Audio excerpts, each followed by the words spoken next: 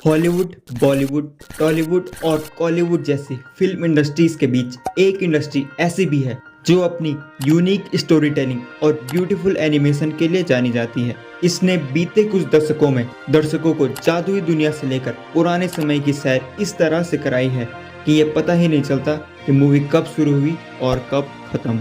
जी हाँ, हम बात कर रहे हैं जापान की एनिमे फिल्म इंडस्ट्री के बारे में। तो ऐसे में आज हम आपके लिए लाए हैं 10 सर्वश्रेष्ठ anime movies of all time which are available in Hindi dub. इनमें से कुछ फैन डब हैं तो कुछ ऑफिशियली हिंदी डब्ड भी हैं।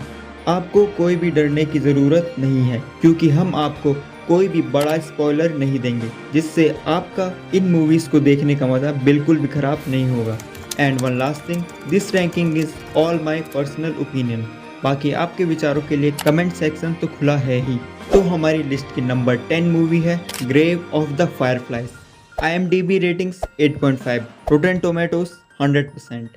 सबसे हैरानी की बात तो ये है कि ये मूवी 1988 में रिलीज हुई थी, लेकिन इसकी क्वालिटी अभी भी आपको इस बात का एहसास नहीं होने देती कि ये मूवी इतनी ज़्यादा पुरानी है। इसने बॉक्स ऑफिस पर $5 लाख से भी ज़्यादा की कमाई की थी। ये one of the few Ghibli movies में से है जिसे हयाओ मियाजाकी ने डायरेक्ट नहीं किया है। इसके डायरेक्टर हैं इसाओ ताकाहाता। मूवी की स्टोरी वर्ल्ड वॉर 2 पर बेस्ड है, जब जापान पर अमेरिका द्वारा बमबारी की जा रही थी। जंग के हालातों के बीच कैसे दो भाई बहन अपने सर्वाइवल के लिए संघर्ष करते हैं ये आपको देखकर ही पता चलेगा। रिश्तेदार मदद नहीं करते, मम्मी पापा का हाथ सिर से जल्दी उठ जाता है, बहन को गंभीर बीमारी हो जाती है और दोनों भाई बहन समाज से अलग किसी गुफा में रहते हैं। इसे डार्केस्ट गिबली मूवी क्यों कहते हैं ये आपको देखकर ही समझ आएगा। इसके बाद हमारी लिस्ट की नंबर 9 मूवी है wolf children. Highly rated movie across all platforms, directed by Mamoru Hosoda. इसकी स्टोरी कुछ ऐसी है, जब हाना एक वेयरवुल्फ से प्यार कर बैठती है तो वो 2 ऐसे बच्चों को जन्म देती है जो आधे इंसान तो आधे भेड़िए होते हैं, जिनमें लड़की का नाम यूकी और लड़के का नाम एमे होता है। उनके लिए खाना ढूंढते वक्त उनके पिता की मृत्यु हो जाती है। फिर हना एज ए सिंगल पेरेंट अपने बच्चों के लिए बहुत परेशानियां झेलती है। जब यूकी बड़ी होती है तो वो स्कूल जाने के लिए जिद करती है। उसकी माँ उसके स्कूल जाने के लिए राजी होती है, मगर सिर्फ एक शर्त पर कि उसे अपना ये राज सबसे छुपाना होगा। वहीं एमे जंगल में बूढ़ी लोमड़ी से सर्वाइवल स्किल्स सीखता है, कैसे यूकी अपना सीक्रेट छुपाने की कोशिश करती है और एमे का आगे चलकर क्या होता है। इसके लिए आपको ये मूवी देखनी ही चाहिए। Now move to the next one, we have Suzume at number 8। ऐसा इसलिए क्योंकि इसके आगे की मूवीज इससे भी ज़्यादा अच्छी हैं। इंडिया में most popular anime film director यानी मकोटो शिनकाई की इस मूवी ने साल 2022 में वर्ल्ड वाइड बॉक्स ऑफिस पर रिलीज होकर $316 मिलियन से भी ज़्यादा की कमाई की थी। मकोटो शिनकाई की पॉपुलैरिटी की वजह से ही इस मूवी को ऑफिशियली हिंदी में डब करके रिलीज भी किया गया था, जहां भी इसने ठीक ठाक कमाई की। Ratings of course very high, animation fantastic, story writing amazing और इसका ये साउंड ट्रैक तो ओहो बैंगर ट्रैक।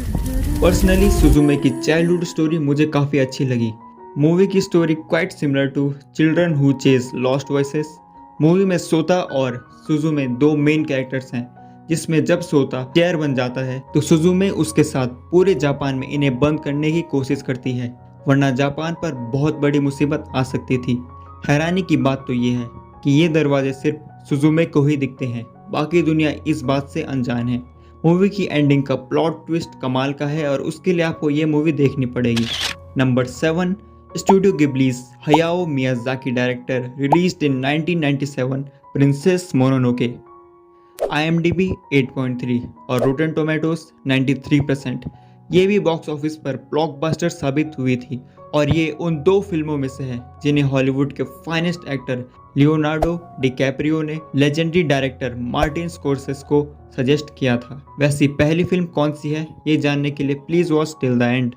मूवी की स्टोरी कुछ ऐसी है कि आसिताका जंगली सुअर के अटैक से इन्फेक्टेड हो जाता है और हिरण देवता से इसे ठीक करने के लिए दूर जंगलों में जाता है, जहां उसे भेड़ियों के साथ रहने वाली प्रिंसेस मोनोनोके मिलती है, जो लेडी इबोसी से जंगल को बचाने के लिए उससे लड़ती है। मूवी में बहुत से प्लॉट ट्विस्ट हैं। एंड में जब हिरण देवता का सिर लेडी इबोसी काट देती है तो आगे क्या क्या गड़बड़ होती है उसके लिए आपको ये मूवी देखनी चाहिए। Number 6, a silent voice. इसकी कैटेगरी है रोमांस एंड ड्रामा, जो साल 2016 में रिलीज हुई थी। इसके डायरेक्टर हैं Naoko Yamada. Rating wise very awesome. Movie में एनिमेशन काफ़ी स्मूथ और ब्राइट है।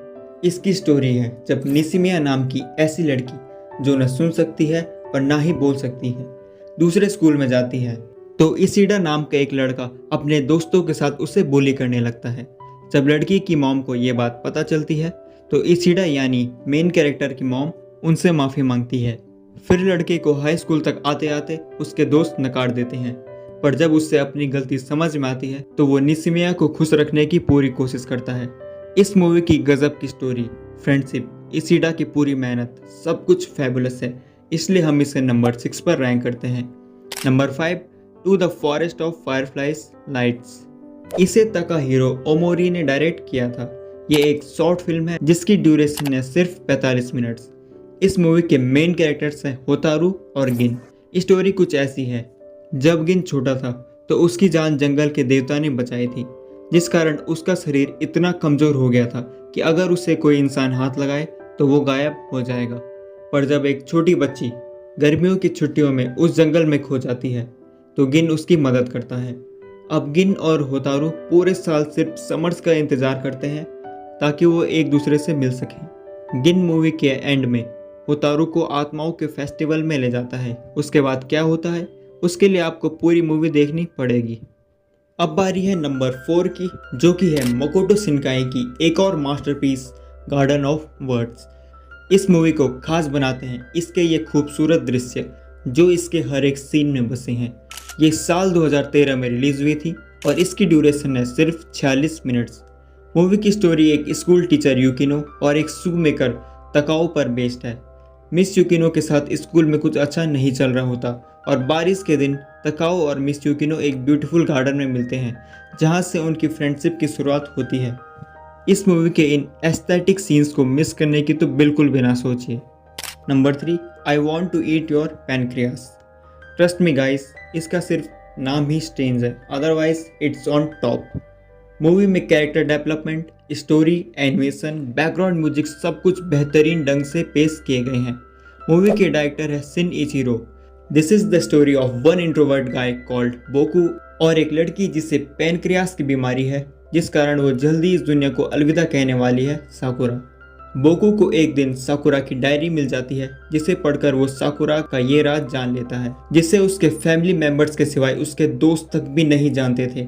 कैसे ये दोनों अच्छे दोस्त बन जाते हैं और साकुरा एक हंसती खेलती लड़की किसी से बात तक न करने वाले इंट्रोवर्ट लड़के की ज़िंदगी में बदलाव लाना शुरू कर देती है। इसके लिए आपको इस खूबसूरत फिल्म को देखना पड़ेगा। नंबर 2, हयाओ मियाज़ाकी की मास्टरपीस और एक ऐसी फिल्म जिसने 2001 से 2020 तक हाईएस्ट ग्रॉसिंग एनिमे मूवी का टाइटल अपने पास रखा था, यानी one and only spirited away. इस मूवी का बॉक्स ऑफिस कलेक्शन है $395 मिलियन प्लस। इसकी सबसे खास बात यह है कि आप किसी भी एक सीन को पॉज करके देख लीजिए और आपको चित्रकारी का एक अद्भुत नमूना पेश होगा। यही वो फर्स्ट मूवी है जिसे लियोनार्डो डिकैप्रियो ने मार्टिन स्कोर्सेस को सजेस्ट किया था। मूवी की स्टोरी है जब 10 साल की चिहिरो और उसके पेरेंट्स घूमने के लिए बाहर जाते हैं तो वो मिस्टीरियस पार्क में पहुंच जाते हैं जो कि शैतानों का पार्क था, जहां का खाना खाकर उसके पेरेंट्स पिग बन जाते हैं। इन्हीं पिग्स का बाद में दावत के लिए इस्तेमाल होता था। कैसे चिहिरो अपनी इस मिस्टीरियस एडवेंचरस जर्नी पर अपने पेरेंट्स को बचाती है और हाकू उसकी जादूगरनी से बचने में कैसे मदद करता है, उसके लिए आपको ये मूवी देखनी पड़ेगी। Number 1, the most beautiful anime film ever, your name. If I have an opportunity and someone asks me why we love anime so much, what's so special about them, तो मैं उन्हें सिर्फ और सिर्फ एक ही मूवी देखने के लिए कहूँगा, योर नेम। यही वो मूवी है जिसने मकोटो शिनकाई को पूरे वर्ल्ड में फेमस कर दिया था। Your name currently third highest grossing anime movie है with the box office collection of massive $382 million. Movie को खास बनाते हैं इसके ये beautiful nature scenes, sunsets, mountains और ये एस्ट्रॉइड वाला सीन।